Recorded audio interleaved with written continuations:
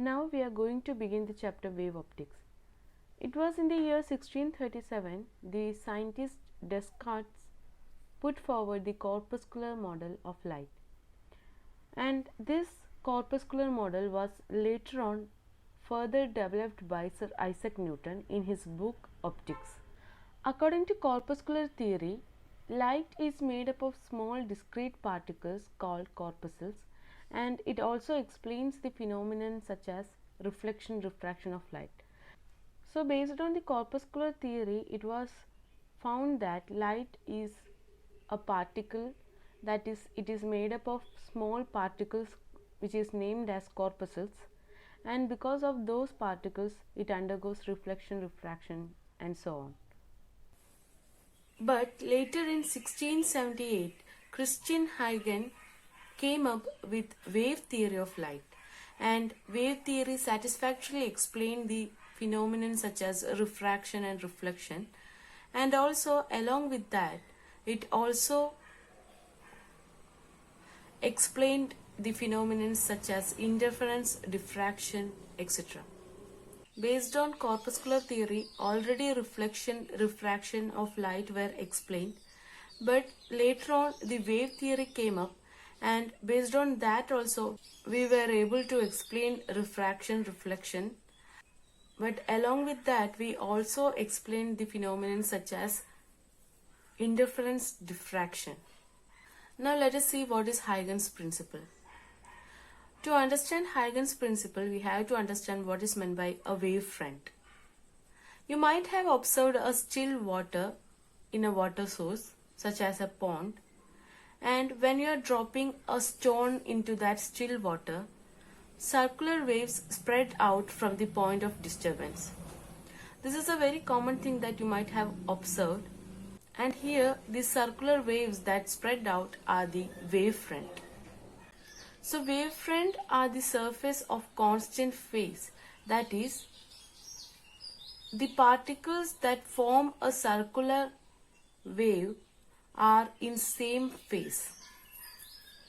So we can call the locus of points that oscillate in phase as the wave front. So wave front is the locus of points which vibrate in same phase. So whenever a disturbance is provided, due to that disturbance, the particles starts vibrating, and the particles those vibrate in same phase forms the wave front. In a wave front, the particles in same phase are at equal distance from the source of disturbance. That is why we are obtaining a circular wave when we are disturbing a still water using a stone. And another important point is that the energy of the wave front is perpendicular to the direction of wave front. To the direction of propagation of wave front, that is, to the direction to which the wave front is moving, the energy of the wave front will be perpendicular to that direction. Now we will discuss two kinds of waves, that is spherical wave and plane wave. In the previous example, we have seen the disturbance provided to a still water using a stone. So comparing to the size of the water source, the size of the stone is very small. So stone can be considered as a point object there. And we also understood that spherical waves, that is waves in circular pattern, are formed around the point of disturbance. So due to the point source, we obtain the locus of points in same phase as sphere, and these waves are called spherical waves. And we can see that as the distance from the point of disturbance increases, the wavelength of the sphere wave also increases. We can see that as the distance from the point of disturbance increases, the wavelength of the spherical wave also increases.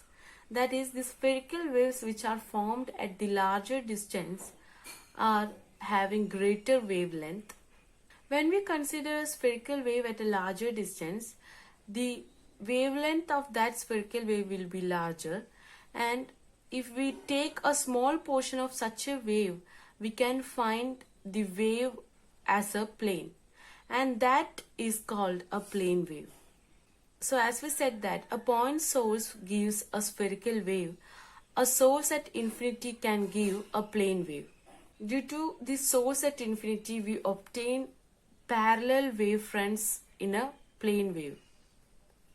So this is how plane wave is formed.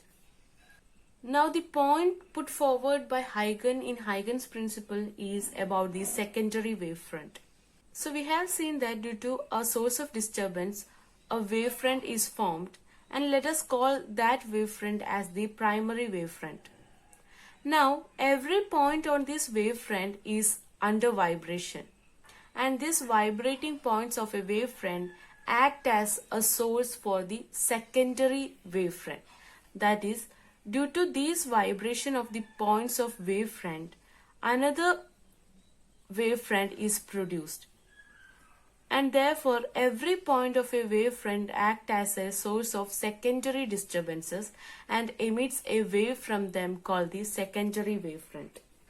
So if we consider the main source at the center, we can see that a primary wavefront is formed around that due to the disturbance of the source, and every point on this primary wavefront are again vibrating, and they act as the source for the secondary wavefront. Thus, around the points of the primary wavefront, secondary wavefronts are formed. The wavelets formed in the secondary wavefront are moving with the speed of the primary wave itself.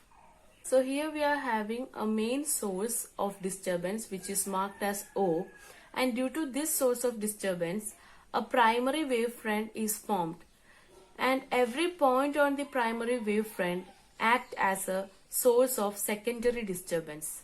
So here you can see we have marked 3 points on the primary wavefront, and this act as the secondary disturbance, and due to this disturbance again a secondary wavefront is formed.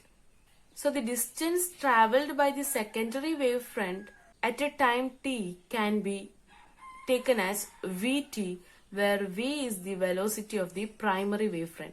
So as we told, the secondary wavefront moves with the same velocity as that of the primary wavefront.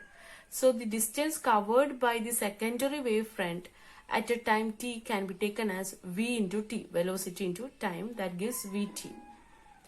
So as a conclusion of the whole discussion, we can say that the Huygens principle states that every point of a wavefront acts as a new source of secondary wavelets which spread out in forward direction at the speed of the wave. So Huygens principle only consider the forward direction of the wavefront. As you can see, the wavelets are spherical, so there will be backward motion of the wavelet also, but based on Huygens principle, only the forward movement of the wavefront is considered. Now we are going to see how refraction and reflection of a plane wave were explained using Huygens principle. So here we are going to consider a plane wave, and from Huygens principle, one of the important points that we noted is that the energy of the wave is perpendicular to the direction of propagation of our wave. Here we consider a plane wavefront that is AB, and that is incidenting on the interface marked as PP dash. So here we are having an interface PP dash, and on that, in an inclined position, a plane wavefront is incidenting. So here we are having the wavefront AB, and it incident on the interface PP dash, making an angle I, the angle of incidence with the normal. So this wavefront is making an angle I with the normal.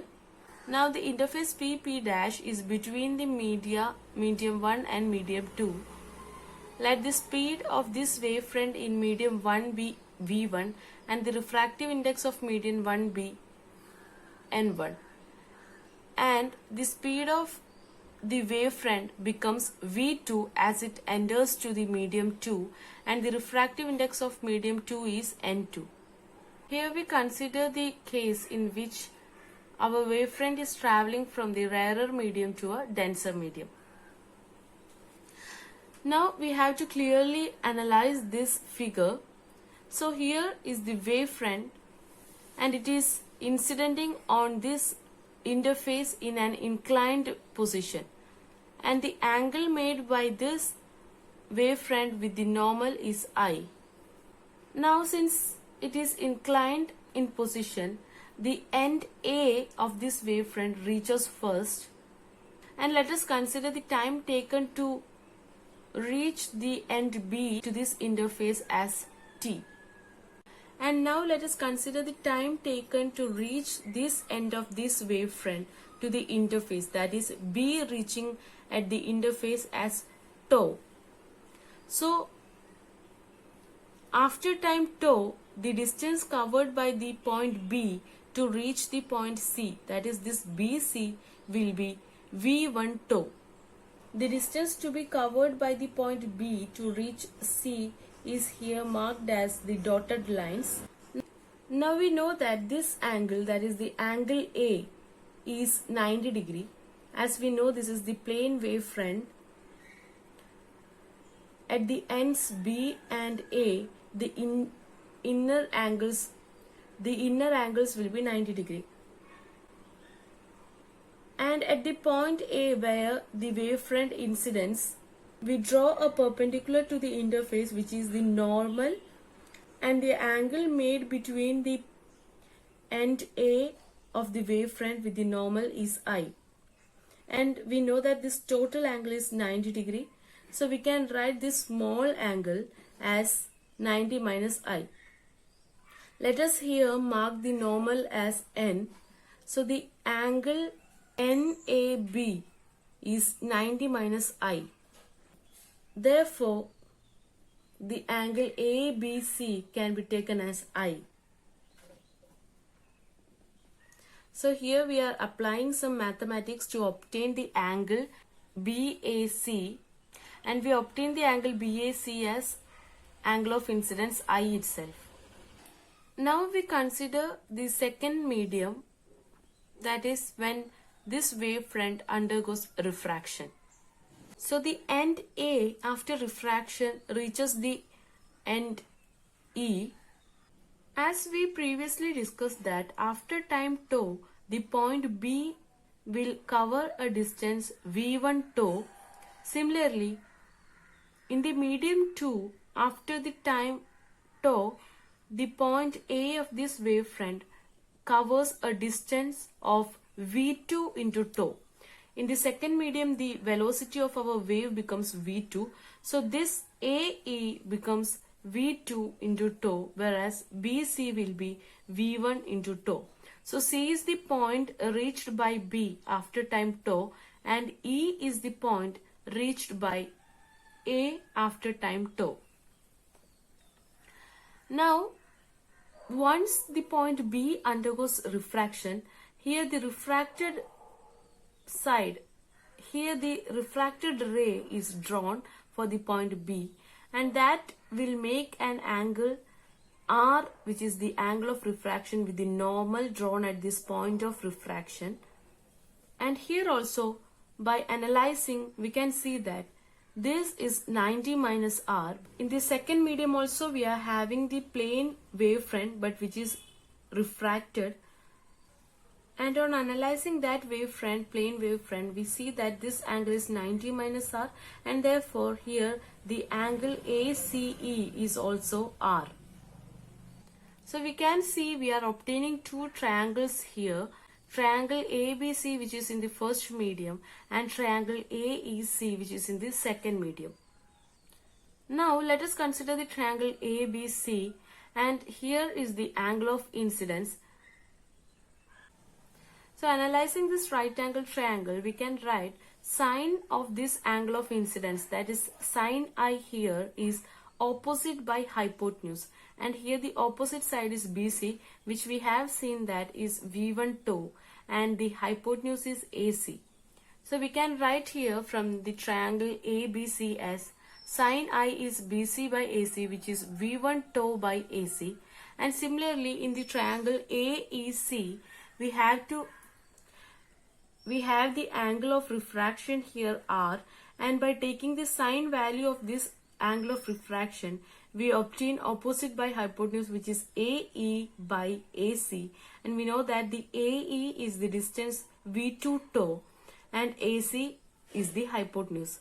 Therefore, from the triangle AEC, we can write sine R is equal to AE by AC, which is equal to V2 tau by AC.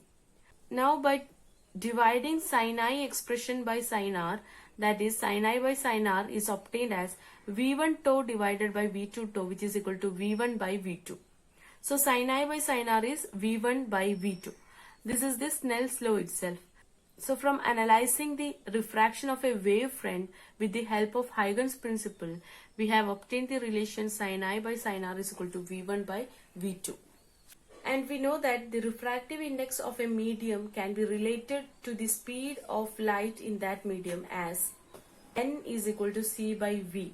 So in the first medium, the refractive index n1 can be obtained as c by v1, whereas the refractive index in the second medium n2 can be written as c by v2. Therefore, sin I by sin R, which is v1 by v2, now can be written here as, from this v1 can be written as c by n1, and from this v2 can be written as c by n2. Therefore, sin I by sin R can be written as v1 by v2, which is equivalent to n2 by n1. Thus, we obtain sin I by sin R as n21, which is the refractive index of second medium with respect to the first medium. This is the Snell's law expression.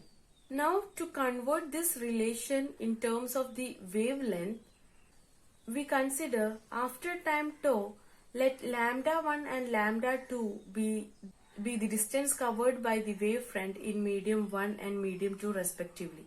That is, we consider after time tau, a complete wave is covered. That is, lambda 1 can be written as V1 tau. So V1 tau, which is the distance covered in the first medium, is now taken as the wavelength lambda 1, and V2 tau is taken as lambda 2. And we know that the case that we consider here is the motion of the wavefront from a rarer medium to a denser medium. So definitely V2 will be smaller than V1, and therefore we can say that lambda 1 is greater than lambda 2. Thus, the ratio V1 by V2 now can be written as lambda 1 by lambda 2. Thus, we get V1 by lambda 1 is equal to V2 by lambda 2. So, this ratio also gives the conclusion that though the velocity and the wavelength changes, the frequency of the wavefront remains same. So, from this relation, we obtain the conclusion that the speed of propagation of the wave changes, but the frequency remains same. Here you can see that if V is increasing, then definitely lambda 1 will also increase, but the ratio of V1 by lambda 1 will remain as a constant, and that gives the frequency expression. So this was the case that we discussed for the refraction of the wavefront from a rarer medium to a denser medium, and in the case where the refraction is from denser medium to a rarer medium, the light ray will undergo total internal reflection if the incident wave, if the angle of incidence is greater than the critical angle. So this is all about the discussion of refraction on the basis of Huygens principle.